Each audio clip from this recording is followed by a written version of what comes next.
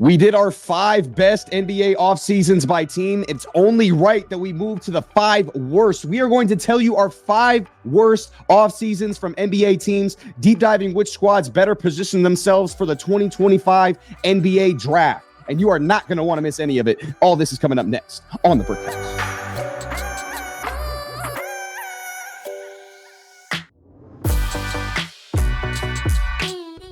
What's up, everybody? Welcome into the Brick House, partner of the House Call Sports. I'm here with Joe. My name is Matt, and today we are talking the worst off seasons from NBA teams before the 2025 season begins. But first, I want to give a shout out to the sponsor of this video, and that is Coffee Bros. If you are a bro who's up real early like I am, on weekdays, my alarm is set for 2:45 a.m., okay? So I need a coffee company, and you do too, that not only is going to provide you with award-winning roasts to necessary equipment, your espresso machines, your grinders, your filters to your recipes, as well as a coffee to water ratio calculator. Go to Coffee Bros website, whose link is in our description, to get everything that you need that is coffee related. So go get Coffee Bros, bro. Now, like I mentioned in the read, we already did the best off seasons for the NBA in 2024 by team. Now we got to get to the worst, as we have seen some teams either get worse or do a whole lot of nothing this offseason, and they were in positions to make,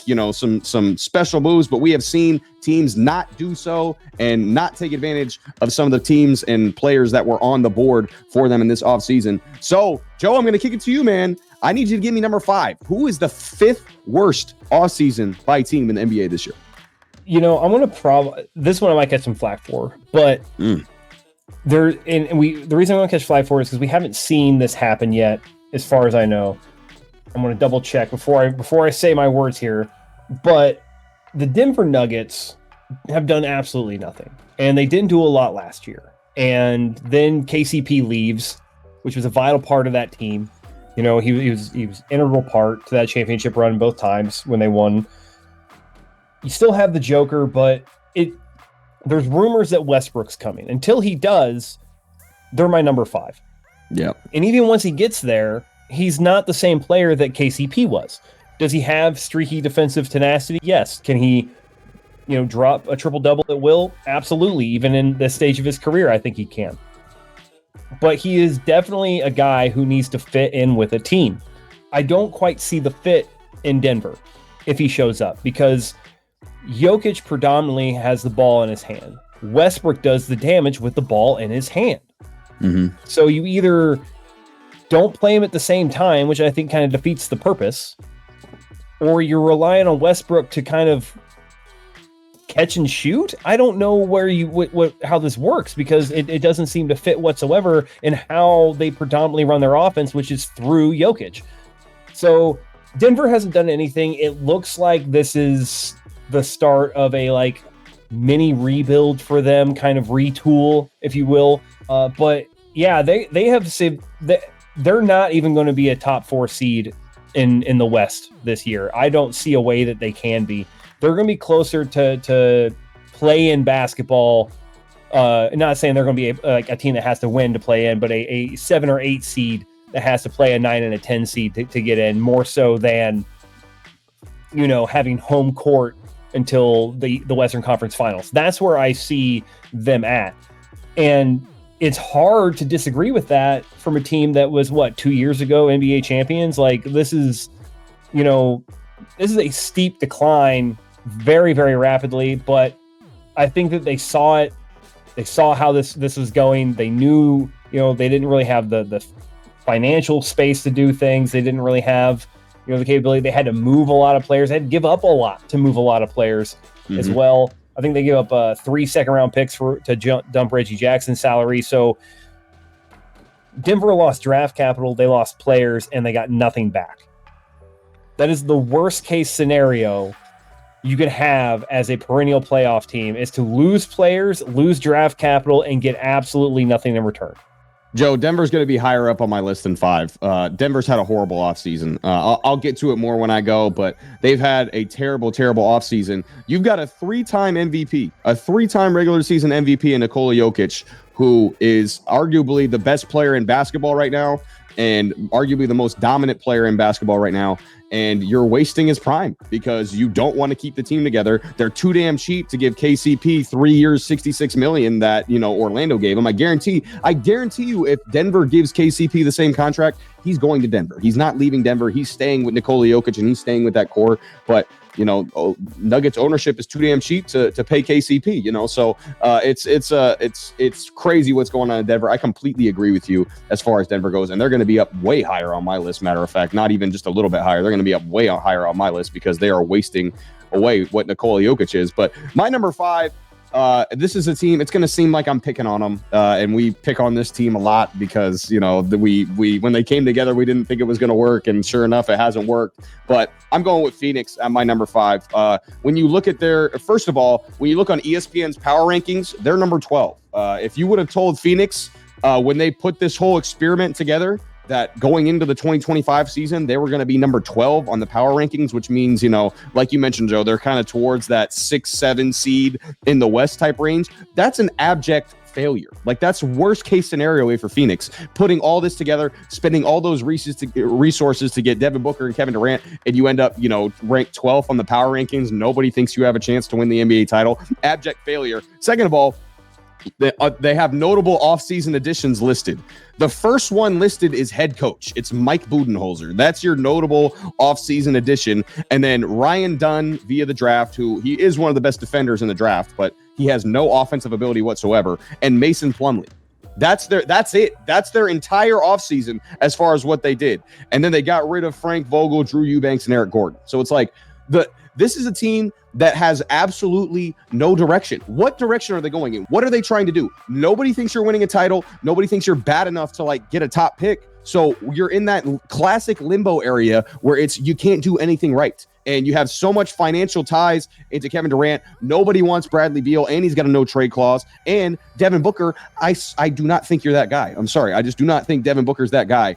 He's not someone who's going to lead you to an NBA championship, in my opinion. So I think Phoenix consistently has just put themselves in situations where it's like, what do we even make of this team? What are they even doing as far as an organization goes? And I just don't see the future for them. There's just no future, in my opinion, for the Phoenix Suns until they really decide, hey, this isn't working. We got to blow it up. Let's trade KD. Let's trade Booker. Nobody wants Beal anyway, so we can't trade him. But we got to get as much as we can for our stars. But until they do that, they're going to be consistently on my worst off seasons of NBA teams list. It's just where they're going to be. I mean, they're on my list as well. I felt that, at least they're, I guess, throwing something at a board, which is why I couldn't put them at 5. I didn't put them at 5. I just still believe that Phoenix, some of the moves they made are they got some depth pieces. They're rotating things in there. I think they're going to be there. I think they've had a worse offseason than Denver, purely because of we already know it didn't work, and they pretty much got the Kmart level of every player that they wish they had. They got the Kmart version of Wemby and Bol. They got the Kmart version of insert, of Daniel Tice, essentially, and Mason Plumlee, like Daniel Tice. They got the Kmart version of Devin Booker with Bradley Beal. That's what exactly. It's what it's been this entire time, and so they're on my list, but you're not gonna have to wait long for me to talk about them. They're my number 4, so I'm just gonna wrap it in right now. They're my number 4. For all the things you said, all the things we've already been on them about, I was like, there's no identity. You have no facilitator, and the craziest thing was that when Chris Paul was a free agent last year, I was like, that's the guy they need to sign. You let Booker play the 2, KD plays the 3, Chris Paul plays the 1. It all comes together. It looks great. He facilitates. These guys get good shots. Everything looks like it's working. And then they got Bradley Beal. And I was like, that makes no sense. That makes zero sense. And they were just like, well, we'll just throw as many offensive talented players out there as we possibly can. And there's no way we can lose, right? So I just don't understand them. It doesn't make sense. They've been rotating head coaches like it's a head coaching problem, completely ignoring the fact that it's a GM problem, completely ignoring the fact that it's an ownership problem, because I'm guaranteeing you that the owner doesn't allow these things to happen. He probably has some sort of sign off on it. And so you're just going to continuously go through these championship level coaches, guys who have won rings and things like that. And then you kick them out the very next season because, they couldn't do it with us. Well, no shit. You didn't give them anything. I take that back. You gave them a lot, but they're all like different puzzle pieces from different puzzles.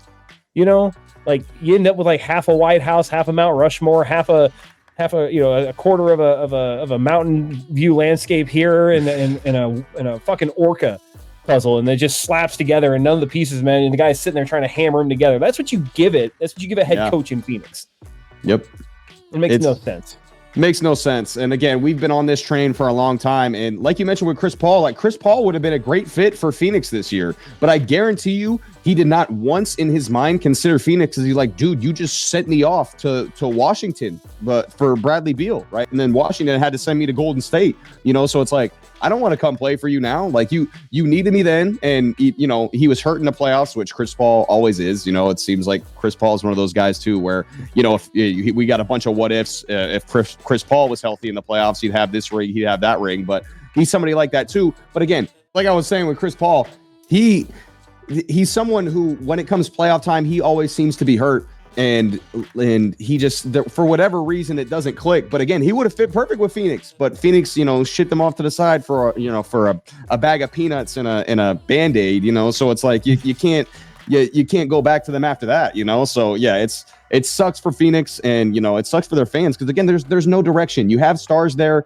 Sure, people are going to show up for Booker, Beal, and Durant, but that all the fans know, like, hey, there's no shot of us winning a title. And that's what they were promised when all those guys came together, selling the fans short with their direction right now. But as far as selling their fans short with the direction, that was a really good transition, because my number 4, Joe, they probably should be higher. I'm going to put them at number 4. They probably should be higher. I'm going with the LA Clippers. The Clippers offseason, dude, like what, like, again, I talked about it. I've talked about it with a few teams at this point.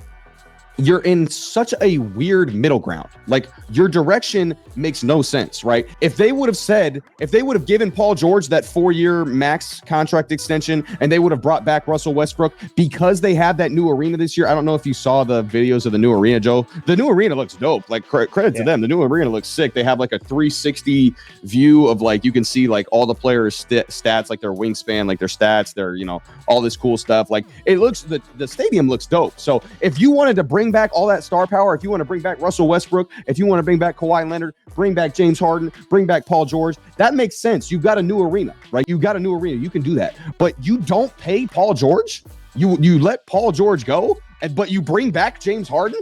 Like, what? Like, that, it makes no sense. Again, it's a half measure. You want to be kind of good and still have some stars so where you can convince your fans in your new arena that, hey, you still need to show up, even though we didn't want to pay our biggest stars to come back and play for us. But you have zero chance of winning an NBA title. Like, when you got put together, like when Paul George and Kawhi Leonard got put together, that was the expectation, So again, your big offseason additions are Derek Jones Jr. and Nicholas Batum, and you let Paul George walk, and Daniel Tice and Mason Plumlee walk. So it's like, again, I don't understand what they're doing right now. Again, I'm looking at the ESPN power rankings. The Clippers are 18th. They're 18th in the ESPN power rankings. Again, when this collective was put together, when Kawhi Leonard was brought there, if you tell me they're 18th, that is an abject, absolute failure. So again, you've got a new stadium. I understand why you want to keep Kawhi Leonard and James Harden, but that means too, you got to keep Paul George and you got to keep Russell Westbrook as well. Because right now, what they're doing makes no sense. I personally wouldn't have even kept any of them. I would have let James Harden walk. I would have traded Kawhi Leonard. I would have done all that and then just completely rebuilt from scratch, because it's been an abject failure for the Clippers. But again, if you're going to do that, you got a new stadium, bring in all the stars, give them star power, give the people what they want to see, but they didn't do that either. The Clippers got to be on there because they just have no idea what they want to do. Nothing that what they're doing makes sense. It's funny is because I had actually talked about the Clippers earlier in the year. I said, they need to trade everybody. It's time to rebuild. If it doesn't work this year, and you were like, oh, they just got this new stadium, they're going to have to hold on to them. I was like, dude, I wouldn't. And then they didn't do it either. Yeah. They didn't do what either of us said. They just did like halfway in between. They found this like a center point that makes zero sense, has zero argument. Literally the worst option. The worst option. And that seems to just be, that's status quo for the Clippers, man. It's status quo. Typical. And, I don't understand the moves. I don't understand any of it whatsoever. You didn't sign Paul George. You do a sign and trade for Russell Westbrook for him to get bought up by the Utah Jazz for the second time. But then you said you bring back James Harden. And it's funny you have them at 4 because guess where they are at my list? They're at 3. I have them at 3 because, in all honesty, it was the worst move you could make. Like if they had traded everyone, they wouldn't even be on my list. If they had kept everyone, they wouldn't be on my list. If they traded everyone, they might be on my best offseason list. I would have been like, shout out to them. They figured it out. You committed to a direction. Right. Instead, you found this like weird middle ground where it's like, we're going somewhere. We'll figure it out when we get there. This is a team that would, if it would honestly not surprise me if by the trade deadline, Kawhi's asked to leave. He wants out. He's requested a trade. I wouldn't be surprised if Kawhi asked for a trade. I wouldn't be surprised if James Harden. I mean, James Harden's going to stay because James Harden always plays his best basketball when there's literally no expectations. Right. He's going to have an MVP caliber season this year because there's zero expectations now. I also wouldn't be surprised if James Harden asked for a trade because James Harden asked for a trade literally everywhere he's ever been. So I wouldn't be surprised if he ended up asking for one in LA too. If James Harden, if there's a bet out there at a bookie that says James Harden asked for a trade and it's plus money, throw the house on it. But yeah, it makes no sense. It doesn't make any sense.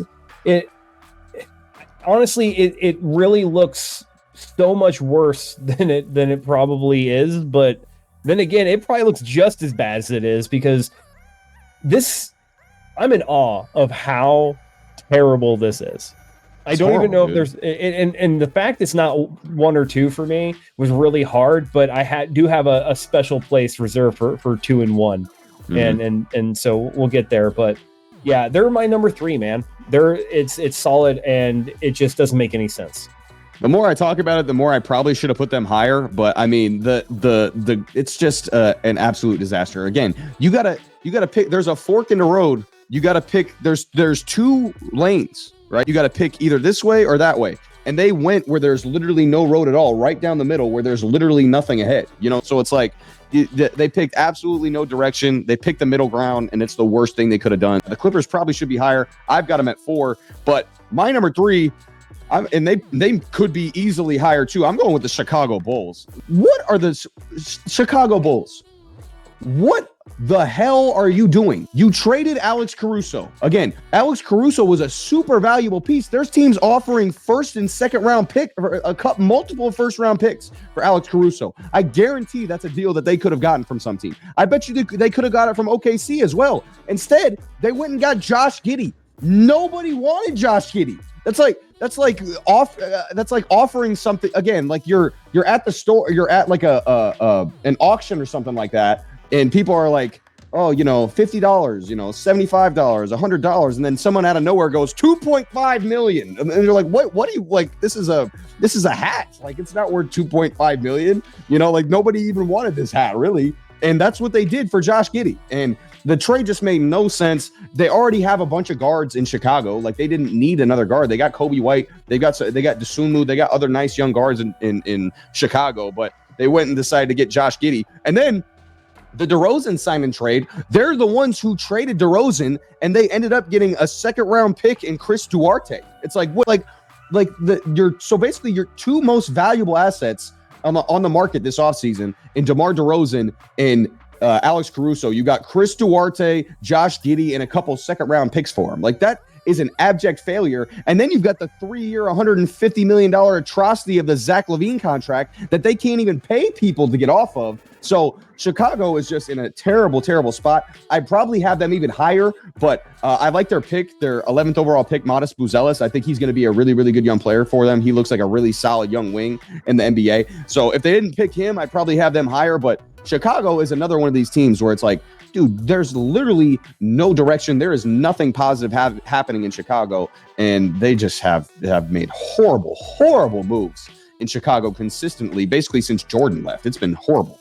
Yeah, and the funny thing is that this was another team that I stated should have blown it up. Like they 100%. Should have just traded everybody, got out. They weren't going to be able to keep him anyway. And like you said, they could have got stuff for Alex Caruso. They could have got something for DeMar DeRozan if they traded him at the deadline. Zach LaVine's still there. You got something for Zach LaVine. And you could have made these moves, started the rebuild fresh, got some draft capital, got some of these solid role players, done some things. But yeah, it doesn't make any sense. You don't do. It's the same thing the LA Clippers did. You retain some stars, hoping they'll put butts in seats. But DeRozan's gone. He's in Sacramento.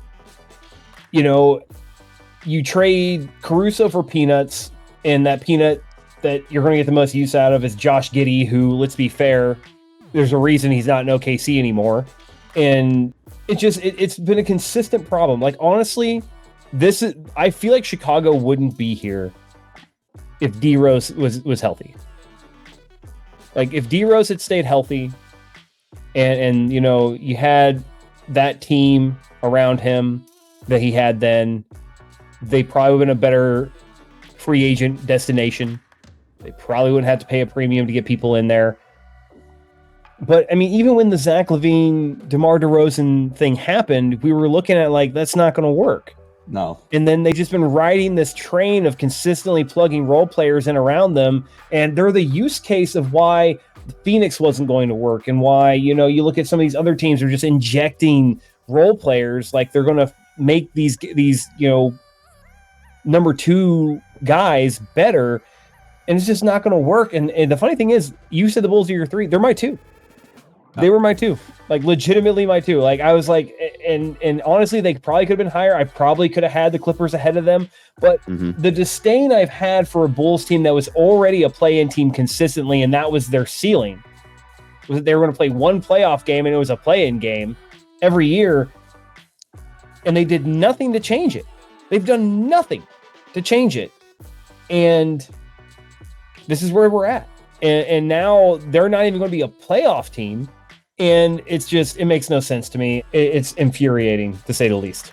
Yeah, very infuriating. And again, they're still at like the kind of like we talked about with the Clippers. They're still at like a weird middle ground where like they're probably not bad enough to be like the worst team in the NBA. But again, they're not good enough to make the playoffs or do anything. They're probably at like the borderline play-in, maybe just a little bit out of the play-in race, So again, the Bulls are just they just have no idea what they're doing. And again, it is an interesting thought experiment as far as if D-Rose stayed healthy, because when D-Rose was healthy, they were getting free agents. I remember they got Carlos Boozer to come there and sign on a contract, a big max deal. They got Pau Gasol. I remember Pau Gasol went to the Bulls while D-Rose was there as well. So again, it would have been interesting to think about if D-Rose would have stayed healthy, what really would have happened with the Bulls. But man, they're just at a all-time low at this point. They're just really, really poorly run.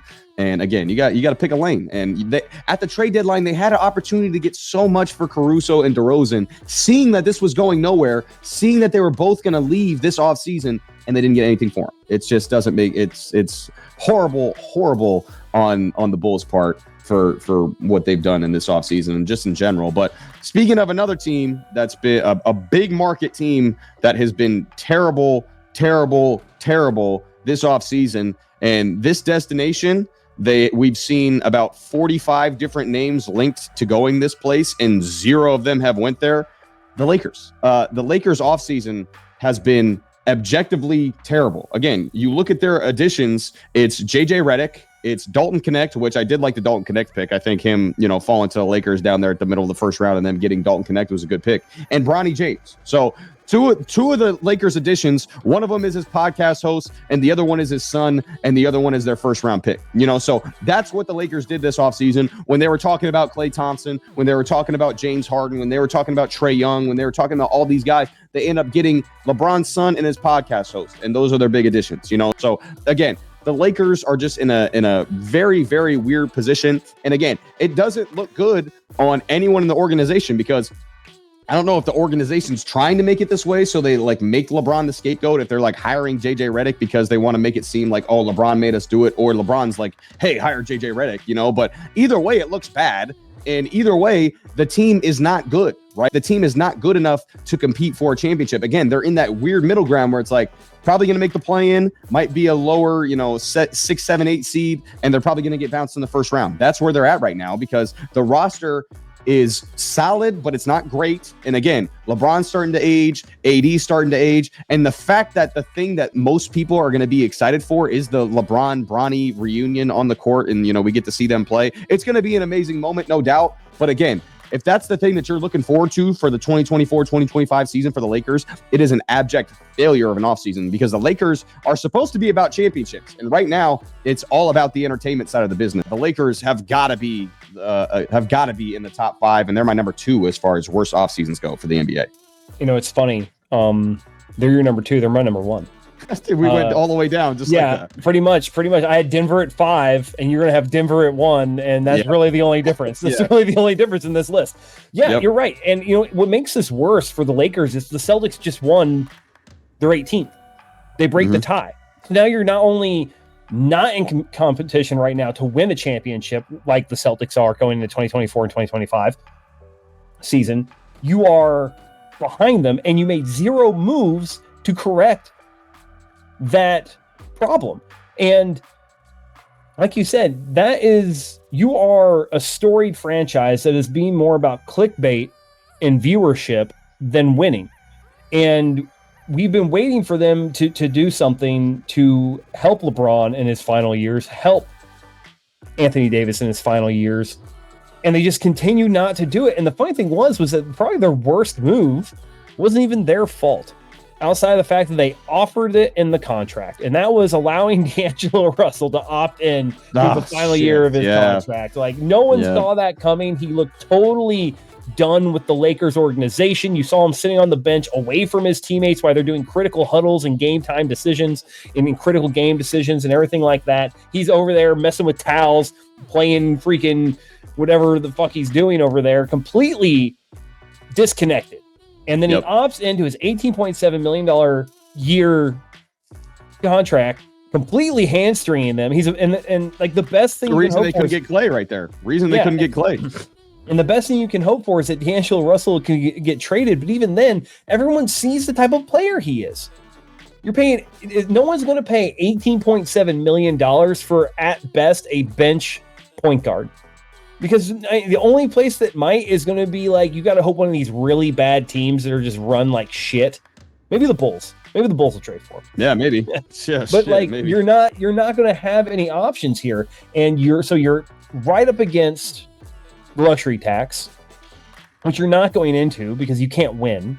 Your best bet is to find another team that has a star who's going to want to get rid of that guy because they're in a similar situation and go into luxury tax and hope that puts you over the top. But then you still got to look at teams like OKC. You got to look at teams like the Timberwolves and go, even if we get aging star here who fits our scheme perfectly from day one, the day he shows up, do we even still have enough to beat those guys? And the answer is probably no, because you don't have depth.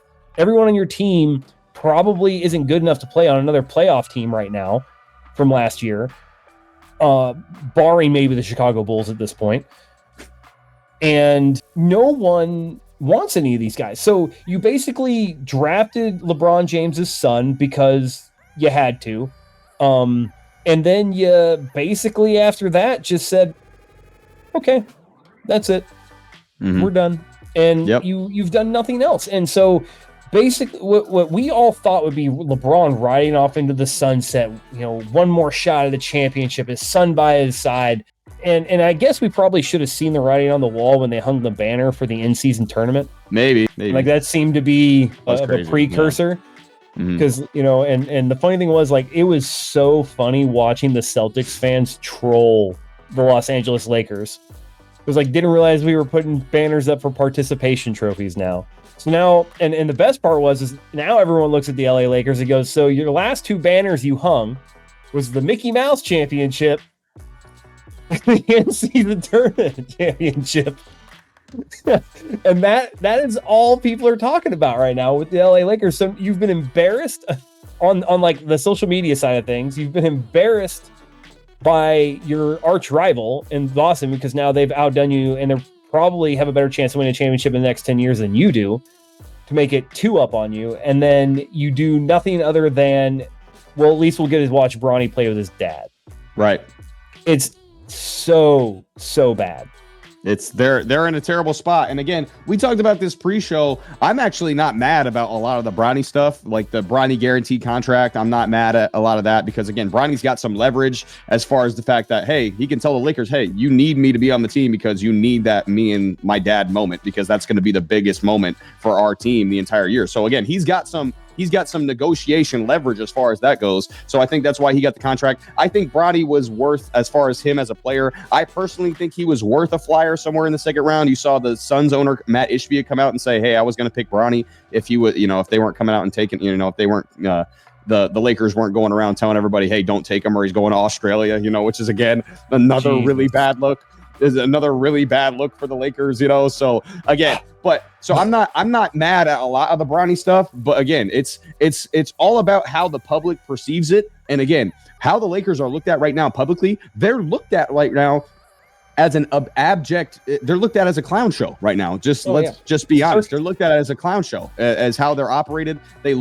How it looks on the outside is LeBron is dictating every single move. And again, maybe you could argue LeBron at this stage of his career, you could allow him to do that. He's done so much for the NBA. Hey, let him do whatever he wants at the end of his career. But again, for an organization like the Lakers, I don't think you can accept that. And the Lakers have just had a objectively terrible offseason. I'm right there with you, Joe. They you could easily put them at number one. The only reason I'm not putting them at number one is because I knew basically no matter what move they made, they didn't really have a shot to win a championship this year. It just wasn't going to happen because I think LeBron, whereas it's remarkable that he's still a great player at this stage of his career, I don't think you can win a championship with him being, your first, your best player at this point. And even though Anthony Davis I think he's really, really good. I still think he's a top 10 player in the league. The rest of the roster is just not there. So I don't think no matter what move they made, they were going to be a championship contender. Whereas this team could have easily been a championship contender. And again, you kind of alluded to it, Joe. My number one is the Denver Nuggets. You are wasting Nikola Jokic's prime. This is the best player in basketball, and you are just wasting away his prime.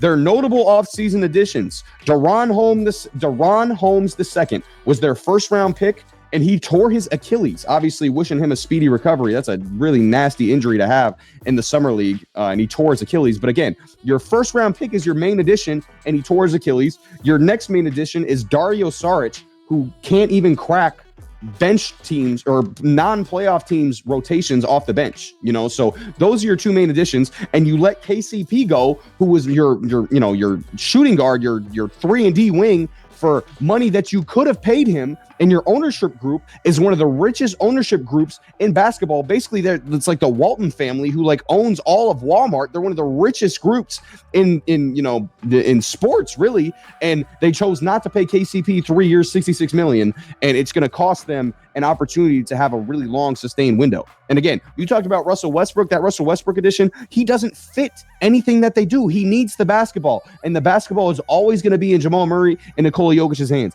Will it help their bench a little bit because their bench was so bad? Maybe, but again, it's just not going to be a good fit for them overall. And I talked about it last year.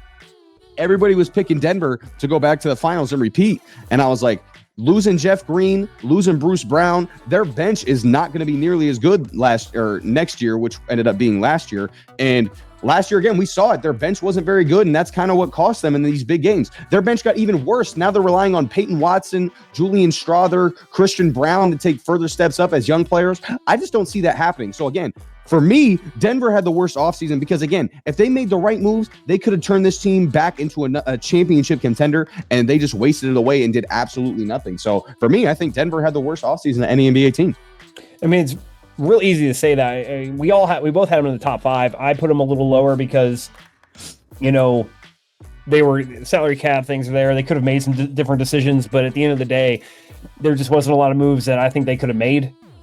Sure. But at the moves that they allowed to happen and were party to, specifically the KCP exit, was glaring. And you have the argument, I think, anywhere between 1 and 5 to put them essentially with any of these teams. They all could be, depending on your perspective, especially if you're a fan of one of these teams and you're disgusted with it, you could have them as this is the worst offseason. So it is very easy to go one side or the other, either way you want to go on this.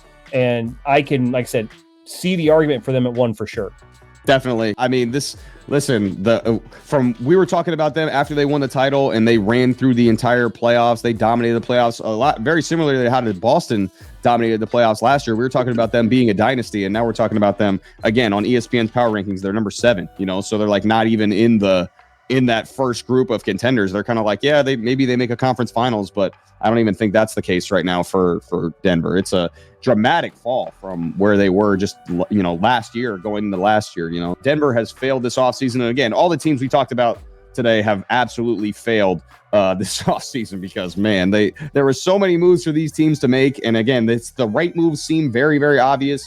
and none of them got made, and it just looks bad for all of them. So, yeah, but we gave you our 5 best last week, our 5 worst this week, and that's been the offseason so far, man. We're going to be back here soon next week to give you even more off-season content for the NBA, for the Brick House. But for today, that is going to be it for us for the Brick House segment, partner of the House Call Sports. Thank you guys so much for watching. Again, don't forget to like, comment, and subscribe. We appreciate all your feedback. Again, thank you to Coffee Bros for sponsoring this video. Shout out to the rest of our sponsors. That's W, Vivid Seats, Sport Memorabilia.com, Pillow Fight, Football TV, and more. If you want to check out any or all of our sponsors, the links are going to be down in the description. And be sure to follow us on all of our social media platforms as well at the House Call Sports. We got Instagram, TikTok, Spotify, Twitter, Threads. We got merch on our website. You can meet the crew, all of that. We got blogs on our website as well. Our website is www.thehousecall.com, and that's going to be it for us.